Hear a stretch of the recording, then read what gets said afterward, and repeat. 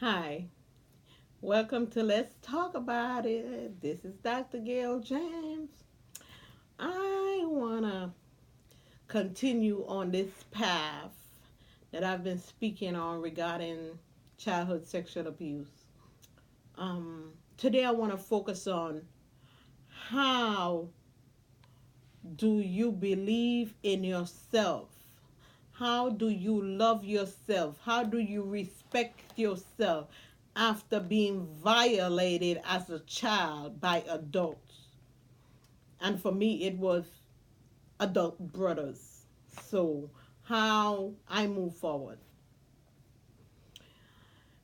I would all put it on my intimate relationship with God because to have been through something so traumatic and not have the support of my mother that took, I'd say she took my brother's side, really. And I've only told, she died knowing of one brother. She didn't know about the other two.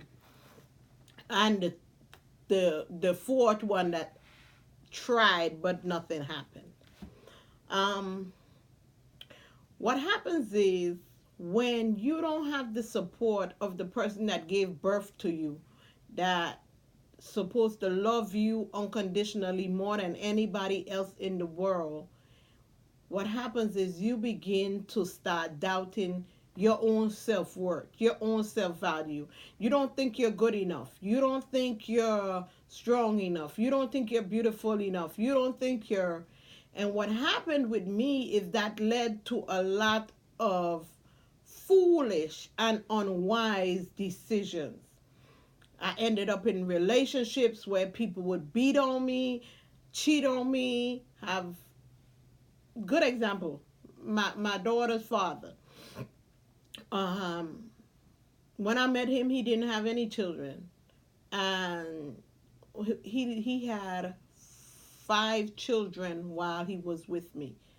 In the midst of that, beating me, kicking me with steel toe boots, you name it. But the reason I went through that is because I didn't think I deserved better. I thought that was what I deserved. I thought, you know what, I'm getting this because this is what I deserve. Because guess what? Guess who planted that seed?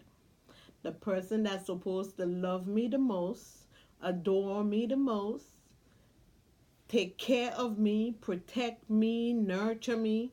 Yeah, that seed got planted at a very young age. And so I started to think, well, you know what? Maybe I don't deserve love. Maybe I don't deserve to be treated any better. And there lies the problem.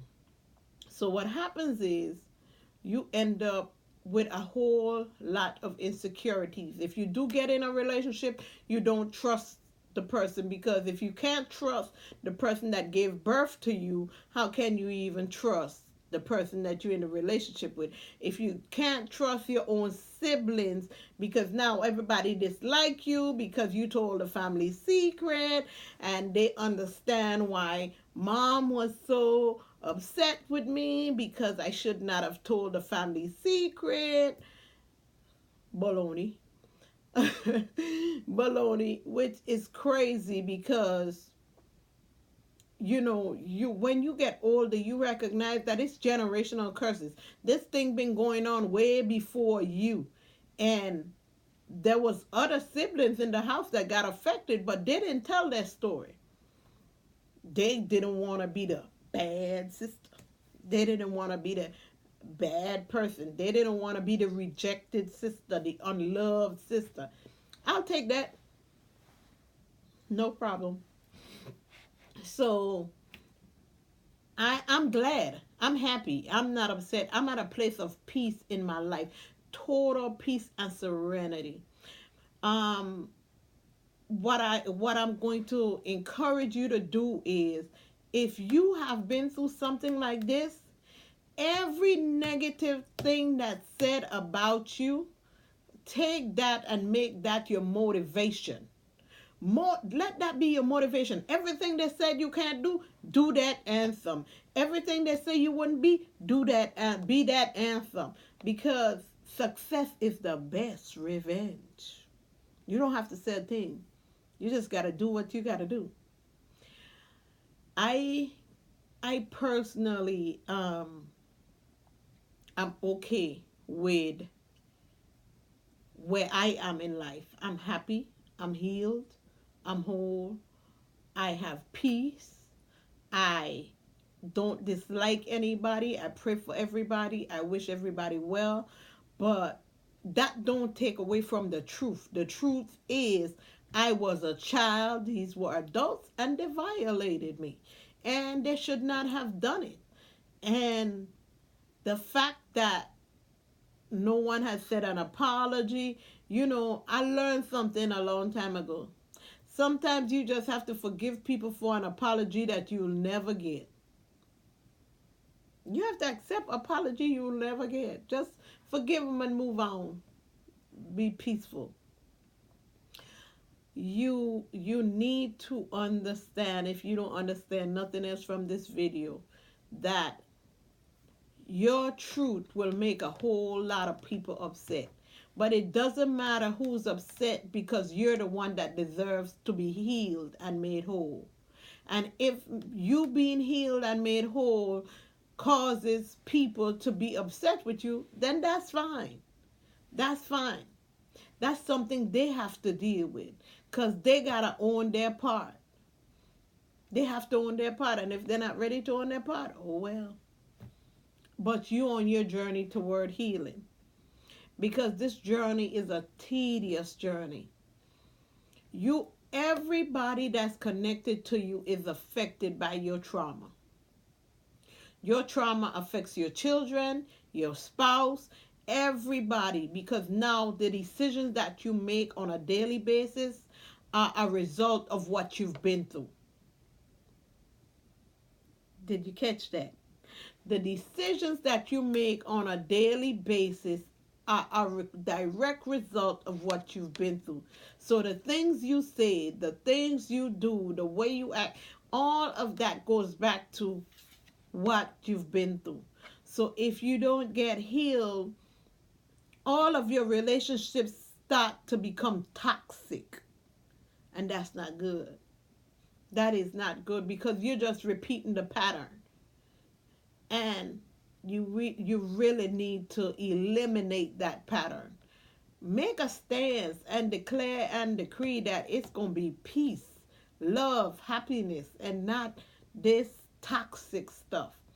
Because one thing I learned, you will reap what you sow. And the truth will always stand. A lot of people have this thing where they feel comfortable by, covering it up or lying about it. That's going to only go for so long. That's going to only last for so long, because the truth will rear its head and show up, whether you like it or not. So for your healing, for you, there has to be forgiveness. Not for the other person, for you.